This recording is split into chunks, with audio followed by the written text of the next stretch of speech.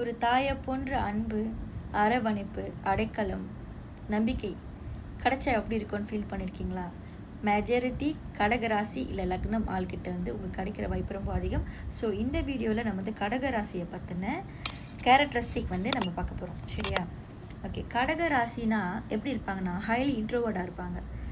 அவங்களோட விஷயத்த ஆள்கிட்ட ஷேர் பண்ணிக்கிறது ரொம்ப குறைவு. ரொம்ப சீக்ரெட்டிவாக இருப்பாங்க பிகினிங் ஸ்டேஜில். பட் அவங்க உங்கள் கூட கொஞ்சம் நல்லா பழக ஆரம்பிச்சு உங்கள் மேலே ஒரு நல்ல அபிப்பிராயம், நம்பிக்கை வர ஆரம்பிச்சிட்டா உங்ககிட்ட வந்து எல்லாமே சொல்ல ஆரம்பிப்பாங்க. எட் அங்கேயும் சில சீக்ரெட்ஸ் இருக்கும்.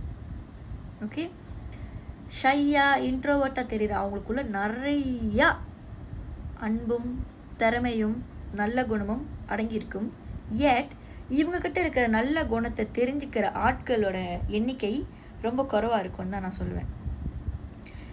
சின்ன பிள்ளைலேருந்து அவங்களுக்குள்ள வந்து ஒரு ஸ்கில்ஸ் இருக்கலாம், ஒரு பிஸ்னஸோட ஸ்கில்ஸ் ஏதாச்சும் ஒன்று இருக்கலாம். ஆனால் அது வந்து ஆள் யூஸ் பண்ணிக்குவாங்க. அவங்ககிட்ட உறிஞ்சி எடுத்துக்கிட்டே தான் இருப்பாங்களே தவிர்த்து இந்த பர்சன்ட் எவ்வளோ இருக்குது, இவங்களுக்கு ஒரு ஆப்பர்ச்சுனிட்டி கொடுப்போம், ஒரு சான்ஸ் கொடுப்போம், ஒரு க்ரோத்துக்கு வழி காட்டுவோம், கைட் பண்ணுவோன்னு நினைக்கிற எண்ணிக்கை ரொம்ப குறைவு. இவன் நல்லவனா, இவன்ட்டு காசு கேட்குறது, அன்பு கேட்குறது, ஹெல்ப் கேட்குறது, டிரான்ஸ்போர்ட்டேஷன் கேட்குறது, அவங்ககிட்ட ஏதோ யூஸ் பண்ணிக்கிற எண்ணிக்கை தான் ரொம்ப கூட இருப்பாங்க. நீங்கள் அப்படி கடகமாக இருந்தால் நீங்கள் ரியலைஸ் பண்ணியிருப்பீங்களான்னு எனக்கு தெரியல. அதாவது நீங்கள் வந்து சந்திரனோட ராசியில் அமைப்பில் இருக்கிறனால you are really bright shine. That உங்ககிட்ட நிறைய அழகு இருக்கும், நிறைய அன்பு இருக்கும், நல்ல குணம் இருக்கும். ஆளுங்களுக்கும் அது தெரியும், ஹைலைட் பண்ணுவாங்க. அதுதான் ஹைலைட்டே.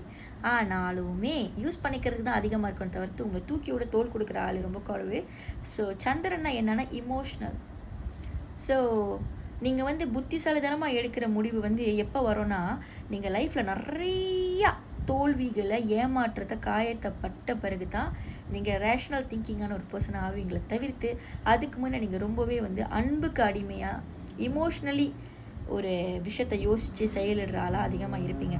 உங்களை வந்து அன்பில் அடிமையாக்கிடலான்னு தவிர்த்து உங்ககிட்ட வந்து எப்படி சொல்ல, கோவத்தினால ஒரு காரியத்தை டாமினேட்டிவ் கேரக்டரில் வந்து உங்களை அடக்கி ஆளலாம் வந்து முடியாது கண்டிப்பாக. ரேஷ்னல் திங்கிங்காக நீங்கள் வந்துட்ட பிறகு எதை செய்யணும்? இப்போ பொண்டாட்டிக்கும் தாய்க்கும் சண்டையா, யார் பக்கம் நியாயம் இருந்தாலும் எடுத்தோன்னு கேட்காம எப்படி கரெக்டாக காயை நவுத்தணும்னு ரொம்பவே தெரிஞ்சிருப்பீங்க.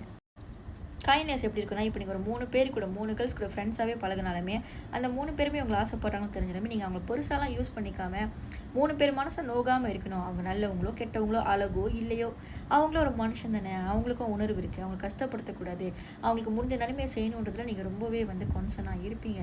ஈவன்தோ சில பேர் செல்ஃபிஷாக இருப்பாங்க. நான் எனக்கு பிடிச்சமான பிள்ளையை தான் கேர்ள் ஃப்ரெண்ட் ஆக்கிக்குவேன், மற்றவங்களுக்கு யூஸ் பண்ணிக்குவேன், மற்றவங்க எப்படி போனாலும் அவங்க ஃபீலிங்ஸ் பற்றி எனக்கு என்ன நினைக்கிற காலத்தில் நான் அந்த பிள்ளையை லவ் பண்ணாட்டியுமே, நான் அந்த பொண்ணுக்கு கிடைக்காட்டியுமே, அந்த பொண்ணு ஒரு பொண்ணு தான், அது நல்லா இருக்கணும், அது என் கேர்ள் ஃப்ரெண்ட், என் பிலாங்கிங்ஸ் எல்லாத்தையுமே அதுவும் லைஃப்பில் சந்தோஷமாக இருக்கணுன்றதுக்காக உங்களுக்கு முடிஞ்சது வந்து நீங்கள் கேட்காமே பண்ணுற ஆற்றல் வந்து உங்ககிட்ட நிறையவே வந்து கண்டிப்பாக இருக்கும்.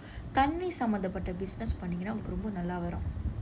லிக்கர் விற்கிறது, கோகோனட் வாட்டர் விற்கிறது, கார் வாஷ் திறக்கிறது, இந்த மாதிரி திங்ஸ் வந்து நல்லா வரும். தண்ணி சம்மந்தப்பட்ட பிஸ்னஸ், கவுன்சிலிங் கொடுக்கறது, இமோஷ்னல் சம்மந்தப்பட்ட business, government, politics, social orient வேலைன்னு சொல்லுவாங்க, மனிதர்களுக்கு வந்து நல்லது செய்கிறது, அதெல்லாம் கூட உங்களுக்கு நல்லா வரும். அதை தவிர்த்து மெடிக்கல் ஃபீல்டில் நீங்கள் இருக்கீங்க அப்படின்னா கூட உங்களுக்கு வந்து நல்ல க்ரோத்துக்கான அமைப்பு வந்து அதிகமாகவே வந்து இருக்கும். இரும்பு சம்மந்தப்பட்ட வேலை கூட நல்லா வரும். உங்களில் சிலர் வந்து மல்டிபிள் வேலை கூட செய்வாங்க. ஆஃபீஸ் வேலை செஞ்சுக்கிறேன், நான் டிக்டாக்ல திங்ஸும் வைப்பேன், இப்போ காய்ஸாக இருந்தால் நான் வந்து லாலா மூஃப் வேணும் ஓட்டிக்கிறேன், வேறு வேலையும் நான் செஞ்சுக்கிறேன், சாப்பாடு பிஸ்னஸும் செய்கிறேன். இந்த மாதிரிலாம் வந்து hard working. Depends on your numerology நம்பரும் பொறுத்து தான் இந்த பலன். Depends on you. நீங்கள் நிறைய ஹார்ட் ஒர்க் போட்டு தான் ஒரு அவுட் ஷைனாக வருவீங்க. ஈஸியான ஒரு விஷயம் அடுத்தவங்களை யூஸ் பண்ணி அடுத்தவங்க ஹார்ட் ஒர்க்கில் நீங்கள் ஏறி வர நிலைமையில அங்கே ரொம்ப குறைவாக இருக்கும். மெஜாரிட்டி உங்களுக்கு அப்பா அம்மா இருந்தாலும் லவ்விங்கான ஹஸ்பண்ட் பார்ட்னர்லாம் இருந்தாலுமே உங்கள் கையால் நீங்கள் வாழ்கிற வாழ்க்கை நீங்கள் மற்றவங்களுக்கு ஃபேமையோ புகழையோ பணத்தையோ ஒரு அங்கீகாரத்தையோ கொடுக்குற இடமா தான் வரும். உங்கள் சம்பாத்தியம் உங்களோட மெஜாரிட்டி அடுத்தவங்களுக்கு தான் வந்து உபயோகப்படுற நிலைமை நிறையா இருக்கும். சிலர் உங்களை என்ன சொல்லிடுவாங்கன்னா, பொறுக்கி, லஸ்ட்ஃபுல் அப்போல்லாம் கூட பேசுவாங்க உங்ககிட்ட. இமோஷ்னல், ஏன்னா இமோஷ்னலால் லஸ்ட்டும் one of the kind of form of லவ்னால.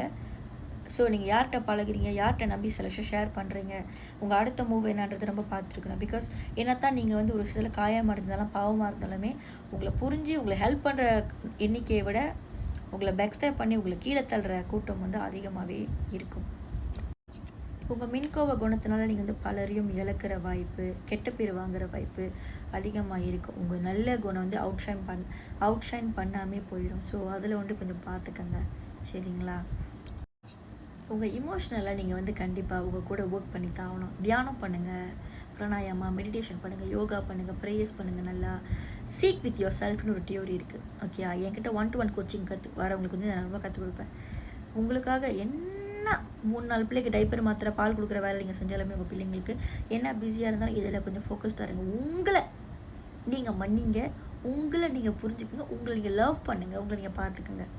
இன்ட்ரோவர்ட்டாக இருக்கிறது மட்டும் போதாது, உங்களை நீங்கள் ரீஃப்ரெஷ் பண்ணிக்கிட்டே இருக்கணும். அப்போ தான் நீங்கள் ஆசைப்பட்ட இலக்குகளை நீங்கள் அடைய முடியும். சின்ன வயசுலேருந்து பெரிய பணக்கார குடும்பத்துலேருந்து வராட்டி கூட நீங்கள் போய் சேர்கிற இடம் வந்து தர்மமாகவும், நிறைய பேருக்கு நன்மை பண்ண வேலையாகவும், நிறைய பேருக்கு உங்களால் வாழ்ந்தாங்கன்ற பேரோடையும் நீங்கள் திருப்தியான ஒரு வாழ்க்கையை தான் வந்து கண்டிப்பாக அந்த வாழ்வீங்க. பணக்காரனாக இருந்தால் தான் சந்தோஷமாக கெத்தா அப்படி இல்லை. ஹம்பலாக சிம்பிளாக இருக்கிறது கூட நிறைய பேரோட அன்பை நம்ம வாங்குவோம், நிறைய பேருக்கு நல்லது நடத்துவோம், நிறைய பேரோட நல்ல உறவில் இருப்போன்றதுக்கு நீங்கள் ஒரு முக்கியமான உதாரணமாகவே இருப்பீங்க. ஏர்லி மேரேஜ் வந்து வேண்டாம், லவ் மேரேஜ் தான் உங்களுக்கு ஆக்சுவலி நடக்கும். ஸோ உங்களில் சிலருக்கு வந்து ஒரு 2 கல்யாணம் இந்த மாதிரிலாம் ஆகிற வாய்ப்பு ரொம்ப அதிகமாக இருக்கும். உங்கள் மேலே தப்பே இல்லாட்டி கூட அப்படி உங்களுக்கு நடந்துச்சுன்னா இட்ஸ் ஓகே. உலகம் வந்து பேசிக்கிட்டு தான் இருக்கும். நல்லது பண்ணாலும் பேசும், கெட்டது பண்ணால் பேசும். யாருக்குமே இந்த உலகத்தில் கெட்ட பேர்லாம் இல்லாமலாம் இருக்காது. ஜஸ்ட் நம்ம எப்படி நம்ம திருப்திப்படுத்திக்கணும், ஏமாற்றிக்கணும்னா நம்பர் ஆஃப் பீப்புள். ஓகே, 10,000 பேர் சப்போர்ட் பண்ணுறாங்க, 5,000 பேரை சப்போர்ட் பண்ணல. இல்லை 20,000 பேர் தச்சு வெறுக்கிறாங்க, 2,000 பேர் சப்போர்ட் பண்ணுறாங்க. அந்த வச்சு தான் நம்ம தெரிஞ்சுக்குவோம் யார் கெத்து, யார் ஃபேமஸ், யார் ஹாட்டு, இந்த மாதிரிலாம். இதுக்கெல்லாம் நீங்கள் ஆக்சுவலி பெருசாலாம் அடிமையாக ஆக மாட்டீங்க. ஏன்னா நீங்கள் மன ரீதியாக பழகிற ஆளுங்க, நிம்மதியாக இருக்கணும்னு விரும்புகிற ஆளுங்க. So if people ever judge you for second marriage, your broken relationship, காசு பணம் இல்லாமல் இருக்கீங்க, பிஸ்னஸில் ஃபெயிலியர் ஆகிட்டீங்க, இந்த மாதிரிலாம் இருந்தால் நான் ஒன்று தான் கேட்பேன், பிரதர் சிஸ்டர், மனசு உடைஞ்சு போயிடாதீங்க.